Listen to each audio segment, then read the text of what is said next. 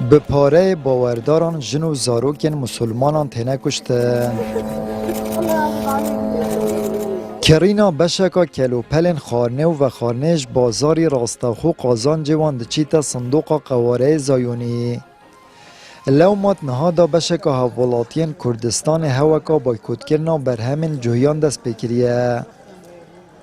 أبا في قف كي مصيبة كمازنان بصرمان كاتنات إذا ولا وبراء يعني بابتك جلك خطرة في تو ولا أخو بصرمان ديار كي ولا أخوش براء أخوش شنا بصرمان جوان جهاد ديار كي بهرت شكيتها بتشد بيت أضعف الإيمان أو هم هكذا شنا بتدل خود عجز بتدل خود ضعاب كي بجا بايكوت كرنات الشيطان براستي اوج اكشان بابتا شين بجمتات بتا اضعف الايمان بس يعني بيدفيا مروفيا بصرمان في تشي بكاتن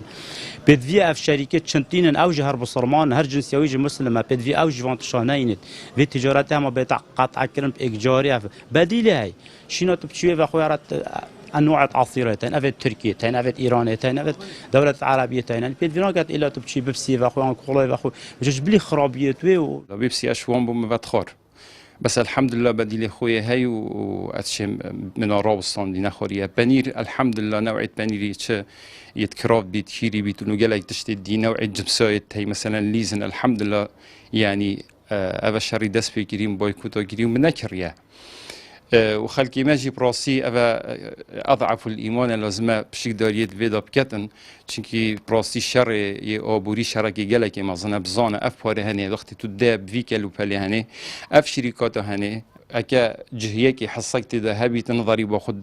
خدت دوله اسرائيل اف ضريبه هني بو تشيتن الكيلت مزخيتن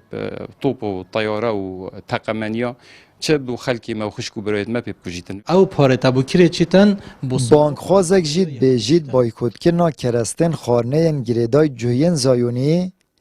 جوره که جهاد کوپیتوی مسلمان کردستان انجام دن. پشتی اوان هیرشن درندانه ید حکومت زایونی السر بسرمان فلسطین تیتا کرن از بینم گلک و گرنگ پراستی بسرمان کردستان جی دجی اوی چنده مقاطعه اوان کلو پلو بکن تایباتی نزیک هاتنا ججنه پراستی اوی جی بشکر جهاده چکو بی اموالهم و انفسهم جهاد مال خو پاشی بنفس خو پراستی وقت تو وی مالی نفس تا دلیت چی تشتو بکری اوان مشروبات غازی بکری بونو من آن تشتیدی بکری و تو نکری سخات را چه دا اف پارا بو دولت یهودیان چیتن اپراستی اوجی بشکه اشچه بشکه اش جهاد دجی اوی دولت داگیرکر یا خینمش شر قواره زایونی داگیرکار دجی فلسطینیان و شهیدکنا پزاران جن و زاروکن مسلمانان و انجامدان تاوان هوانل هم بر خلق سویل مسلمان کردستان اینان سرخط اوتنهادا هولاتیان هواکا بایکوت کرنا بر همین جوهین زایونی را گهاندیه. آمد بریفکانی کنال آسمانی پیام دهوک